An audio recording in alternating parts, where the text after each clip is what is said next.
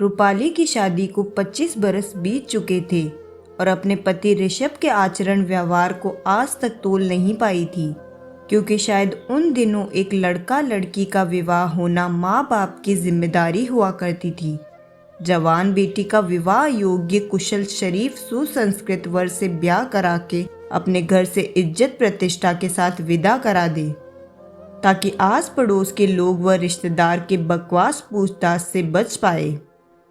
लोग बहुत से सवाल करते, जैसे अपनी 24 साल की बिटिया के हाथ कब पीले कर रहे हो, ग्रेजुएट हो गई है, कब तक नवयुवती को घर में बिठाए रखोगे। और तो और यह कहकर लोग बाग ताने कसते कि समय पर ब्याह करा देना अति आवश्यक है ताकि बच्चे हो जाएं। 30 पार कर गई तो बेटी का शादी कराना मुश्किल ही नहीं नामुमकिन भी है। ये थी उन दिनों की वाहियात बेसिर पैर की संकुचित धारणा, जिसके चलते रूपाली की एमए की पढ़ाई के बीच ही शादी करा दी गई थी। शादी के बाद ससुराल में पता चला कि किसी बहू की क्या प्राथमिकता होती है।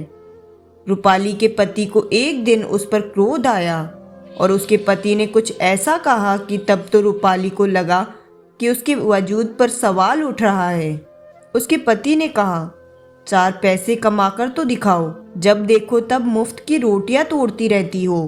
तुमसे अच्छी दामिनी है मेरे दोस्त की पत्नी, जो स्कूल में पढ़ाती भी है, 4 पैसे कमाने के अलावा घर को संभाल रही है। एक तुम हो जो मेरे सिर मत दी गई हो। पता नहीं कौन सा पाप किया है जिसकी वजह से तुमसे शादी करनी पड़ी। ये सब कटाक्ष शब्द शादी के 3 साल के बाद से ही प्रारंभ हो गए थे, पर रूपाली आकलन कर रही थी कि कहाँ उसकी गलती थी।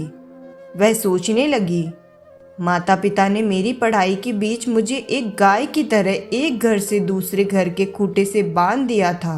उन दिनों अरेंज मैरिज का ही चलन हुआ करता था। किसी भी नव युवती को साहस नहीं हुआ करता था कि वो अपने मनपसंद के लड़के से विवाह कर सके या प्रेम कर सके। पति की कटुता से डरते हुए समय पर सब काम करती जाती, लेकिन कहीं ना कहीं मेरा हृदय उसकी कही बातों से दुखी था और अब भी है। क्या किया जा सकता है, भारतीय नारी की त्रासदी ही रही है। हमारी पीढ़ी को अपने वैवाहिक जीवन को पूरी निष्ठा से निभाना पड़ता है, चाहे उसका पति 4 गाली ही क्यों ना देता हो, या पाई पाई के लिए मोहताज रखता हो, या उसके अस्तित्व को बेजार करता हो। बस यही सोचकर जी रही कि काश बच्चे तो अपनी माँ को समझे और उसको मान सम्मान दे। अगर यह कहानी आपको पसंद आए तो वीडियो को लाइक करें और चैनल को सब्सक्राइब ज़रूर करें। धन्यवाद।